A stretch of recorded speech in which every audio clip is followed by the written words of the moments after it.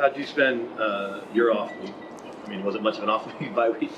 Yeah, it was a good time to rest a little bit. We got a few practices in, trained a little bit, worked out, ran, tried to get in a little bit more shape, just get ready for this run we're going to try to make. And the rest was good, and I think practice was good today because of it. Got a good week off, and I think we got to start fast on Saturday, but hopefully that rest will allow us to play full speed the whole entire game. But what do you expect your first home playoff game to be like? I expect it to be extremely loud. I expect it to be a great environment, similar to what it's been recently, the past several home games. But something tells me it'll be kicked up a notch just because it's got playoffs on it.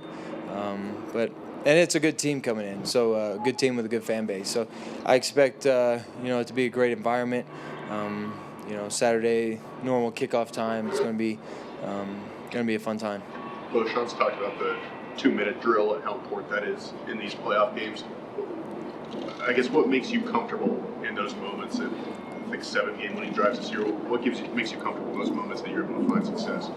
Well, if this past weekend, almost all of them ended in a 1-score game, 2-minute drill. So that's just how the game's played. You got to practice it to feel comfortable with it. And I feel like we've gotten some really good practice with situations and with 2-minute and with clock running down situations. And we've been in those situations this year, so we have some game experience. And I think once you do it a couple times and you succeed with it, it just makes it easier and easier.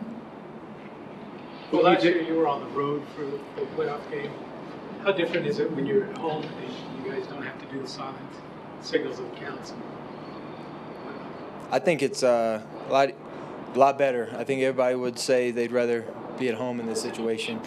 Last year was a tough environment, tough road experience.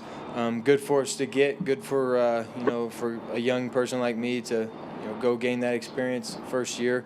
But it's obviously nice to be at home. It's nice for that challenge to be on the other side, and being able to use verbal cadence, being able to talk, being able to communicate. It's going to be better for us at home. But what can you take from that game last year against the Bills, and just what do you think of this version of Buffalo? They're a similar team, same players, same coach, same quarterback. I know they've dealt with some injuries, but I imagine some of their guys will be back, and it's going to be a tough physical football game. They know how to win. They've been in this situation before. They had a great win last week, coming off probably their best win of the season, and they have a good rhythm right now as a team. So it's going to be a challenge. We got to start fast. We got to make sure we match their tempo, and not let them get out because they played last week, and we can't let this bye week kind of affect us with a slow start. Well, I'd imagine you watch other guys around the league. Just what sort of respect do you have for Josh Allen and his game, and what will it be like? I know you're not going against each other necessarily, but to know he's on the other side this week. Well, he's incredible. He's a MVP of the league for a reason.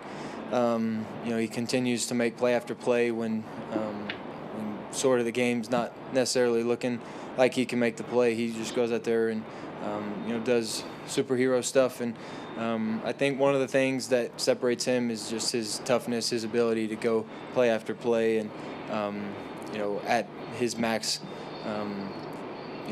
velocity, his max peak performance.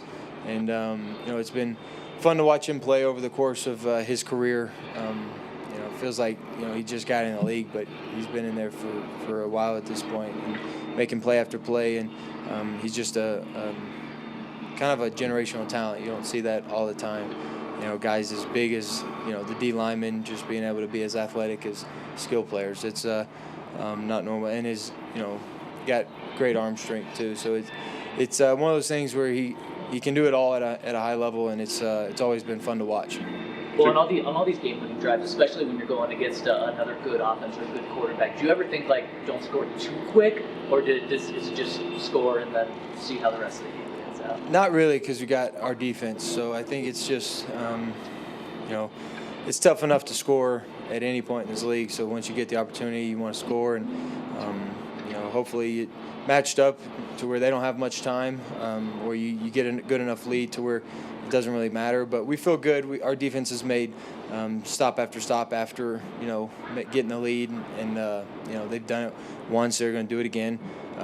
And I think it's just complimentary football. They want to probably be out there on the field and want to seal the game. So it's our job to just give them a lead and let them go out there and do it. Well, how have you seen your running back room rally in J.K. Dobbins' absence? They've been phenomenal. They've, they're younger players, but they're not playing like younger players. RJ's playing exceptional ball. He's down the stretch. He's just gotten better and better. Just the things that he's been able to do after contact, gaining yards has been special. And then Jalil's been a good spark plug for us lately. He's running the ball very efficiently, and then TB's done a great job in protection, done a great job out of the backfield, and then with the things that we're asking them to do. So between those three, they're going to get the job done, and they're going to do it with great attitudes, and they're going to do it, with an explosive opportunity all the time. And I think we're in good hands at that position, even though we lost one of our better ones. Well, you guys are. That's fun, Brandon. Yeah, your Underdogs at home. It was the only second time ever at one season been in. People, main reason is saying Josh might put on his cape. So can that be a motivator for the team and for you to say, I've got a cape I can try to put on too? I mean, not really. We don't really care.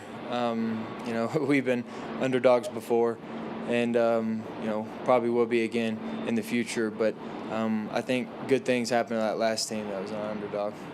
Does your mom have a different message during the playoffs? And if so, what might that message be different during the playoff? No, she's same thing. Just wants me just stay healthy, go out there and have fun, and stay humble and do the right things and be a good leader to my teammates. And at the end of the day, everybody wants to win, and that's what most of us would say is most important. But it just, I think sometimes parents can put it in perspective for you, and just every once in a while allow you to know that there's a lot more out there than just football.